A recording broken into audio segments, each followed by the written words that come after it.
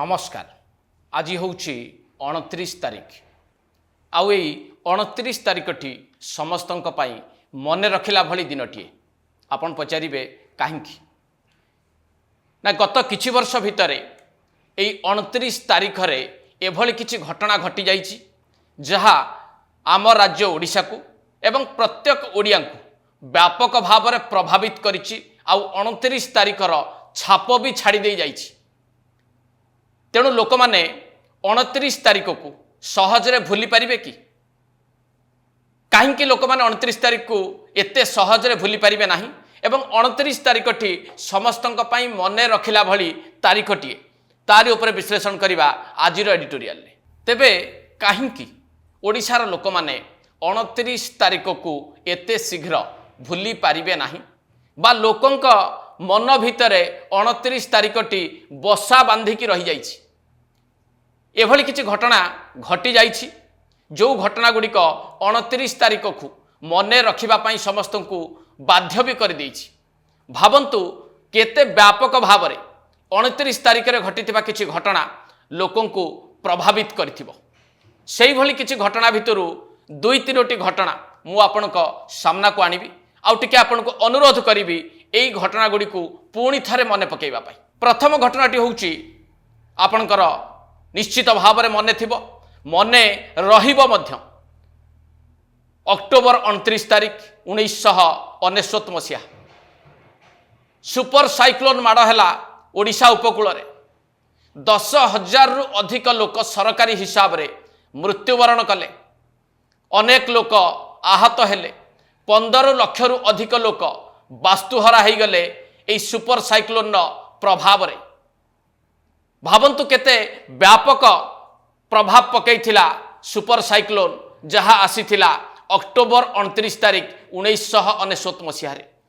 आउ एभली भाव में क्षति कर देई गला ओडिशार एवं ओडिया मानकर। याकू एते सहज रे केही भी भूली पारिबे कि? ये भी थिला सेई 29 तारीख आउ अक्टोबर 29 1999 मसीहार गोटे घटना। एबे आउ गोटे घटना आपन को टिके मने पकेइबी।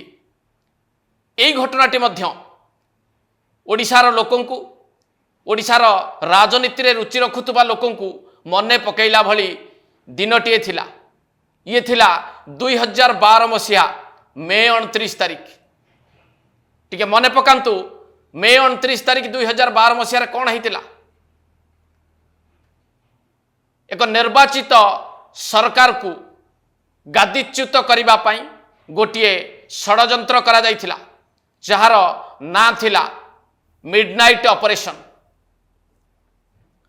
यहाकू सेते बेले एक बड़ षडयंत्र भाव में अभिहित करा जायथिला एवं राजनैतिक दृष्टिकोण एई मिडनाइट ऑपरेशन समग्र ओडिशा को मध्य व्यापक भाव में प्रभावित करथिला। केमिति ना क्षमतारे थिबा बिजू जनता दल नेतृत्वाधीन सरकार क्षमता को अपहरण करनबा पई काले एक योजना करा जायथिला। सेतेबेले जे सबुठु प्रभावशाली राजनेता भाव में विवेचित होउतले स्वर्गत प्यारीमोहन महापात्र से काले चेष्टा करथिले नवीन पट्टनायक ठारू क्षमता को छड़ाई नबा पई बा अपहरण करनबा पई। आउ ए खबरटी सेतेबेले प्रायतः आम राज्य भितर केवल सीमित रही नथिला। जातीय स्तर प्रमुख गणमाध्यम रे भी चर्चा को आसीथिला जे बिजू जनता दलर राजनीति रे एक क्षमता अपहरणर उद्यम आरंभ होइतिला बोली।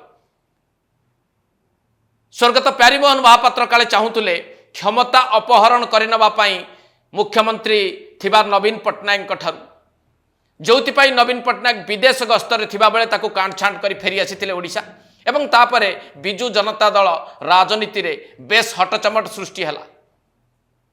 तेणु गोटे निर्वाचित सरकार को जेतेबेले क्षमताच्युत करबा पई उद्यम करा जायथिबा कथा सुनिबा को मिले।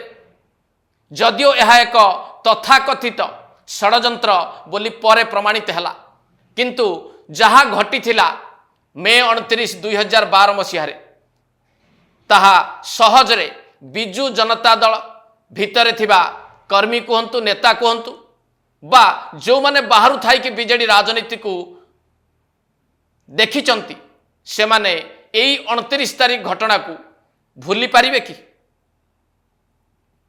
ସେଇଭଳି ଆଉ ଗୋଟିଏ 29 ତାରିଖ ମଧ୍ୟ ସମସ୍ତଙ୍କୁ ମନେ ରଖିବା ପାଇଁ ବାଧ୍ୟ କରିବ। ଇଏ ଥିଲା 2019 ମସିହା ମେ 29 ତାରିଖ।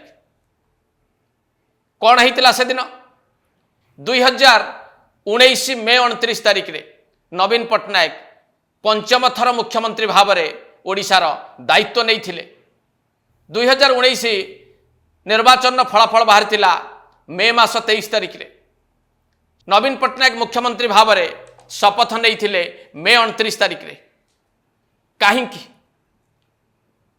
ଯଦି ନବୀନ ପଟ୍ଟନାୟକଙ୍କ ପୂର୍ବ ସରକାରକୁ ଟିକେ ଆପଣ ମନେ ପକାଇବାକୁ ଚେଷ୍ଟା କରନ୍ତି, 2000 ମସିହାରେ ଯେତେବେଳେ ପ୍ରଥମ ମୁଖ୍ୟମନ୍ତ୍ରୀ ହେଲେ ନବୀନ ପଟ୍ଟନାୟକ, ସେତେବେଳେ ଶପଥ ନେଇଥିଲେ ମାର୍ଚ୍ଚ 5 ତାରିଖରେ। 2004ରେ ଶପଥ ନେଇଥିଲେ ମେ 16 ତାରିଖରେ। 2009ରେ ଶପଥ ନେଇଥିଲେ ମେ 21 ତାରିଖରେ। 2014ରେ ଶପଥ ନେଇଥିଲେ ସେଇ ମେ 21 ତାରିଖରେ। ତାହେଲେ 2019ରେ ମେ 29 ତାରିଖରେ ଶପଥ ନେବା ପଛର କାରଣ କ'ଣ ହେଇଥାଇପାରେ? ତାର କାରଣ ଥିଲା ମେ 29 ହେଉଛି ନବୀନ ପଟ୍ଟନାୟକଙ୍କର ସବୁଠାରୁ ପସନ୍ଦର ବ୍ୟକ୍ତି ଭୈରବ କାର୍ତ୍ତିକେୟନ ପାଣ୍ଡିଆନଙ୍କର ଜନ୍ମଦିନ। ନିଜର ପ୍ରିୟ ବ୍ୟକ୍ତିଙ୍କ ଜନ୍ମଦିନରେ ନବୀନ ପଟ୍ଟନାୟକ ଚାହିଁଥିଲେ ଶପଥ ନେବା ପାଇଁ, ଆଉ ତାଙ୍କୁ ବା ନିଜର ପ୍ରିୟ ବ୍ୟକ୍ତିଙ୍କୁ ଭେଟି ଦେବା ପାଇଁ। ସେ ଭେଟି କ'ଣ ଥିଲା?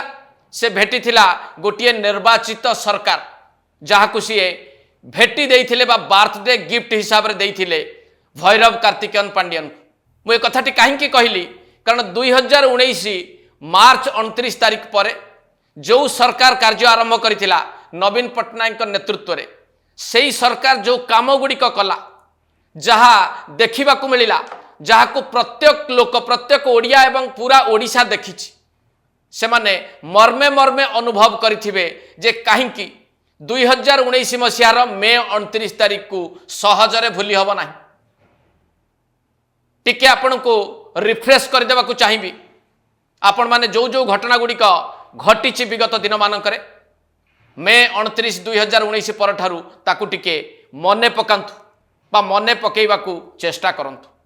କିଛି ଘଟଣା ତା ଭିତରୁ ମୁଁ ଆପଣଙ୍କୁ ଟିକେ ମନେ ପକାଇବାକୁ ଚେଷ୍ଟା କରୁଛି। ଆପଣଙ୍କର ମନେ ଥିବ, ପଞ୍ଚମ ପାଳିରେ ନବୀନ ପଟ୍ଟନାୟକ ମୁଖ୍ୟମନ୍ତ୍ରୀ ହେବା ପରେ ତାଙ୍କର ପ୍ରିୟ ମଣିଷଙ୍କୁ ନିର୍ବାଚିତ ସରକାରକୁ ବାର୍ଥଡେ ଗିଫ୍ଟ ହିସାବରେ ଦେବା ପରେ କ'ଣ ଦେଖିବାକୁ ମିଳିଲା? ତିଆରି ହେଲା 5T ଡିପାର୍ଟମେଣ୍ଟ। ଏ ଡିପାର୍ଟମେଣ୍ଟର ସେକ୍ରେଟାରୀ କିଏ ହେଲେ? ନବୀନ ପଟ୍ଟନାୟକଙ୍କର ପ୍ରିୟ ମଣିଷ ଭୈରବ କାର୍ତ୍ତିକେୟନ ପାଣ୍ଡିଆନ। ତାପରେ କ'ଣ ଦେଖିବାକୁ ମିଳିଲା? ଏଇ 5T ଅଧୀନରେ ସମସ୍ତ ବ୍ୟବସ୍ଥା ଏକାଠି ହେଲା ଏବଂ ସବୁର ନିୟନ୍ତ୍ରଣ ରହିଲା 5T ହାତରେ। ଅର୍ଥାତ୍ ସବୁଠୁ କ୍ଷମତାଶାଳୀ ଲୋକ ହେଲେ VK ପାଣ୍ଡିଆନ ବା ଭୈରବ କାର୍ତ୍ତିକେୟନ ପାଣ୍ଡିଆନ।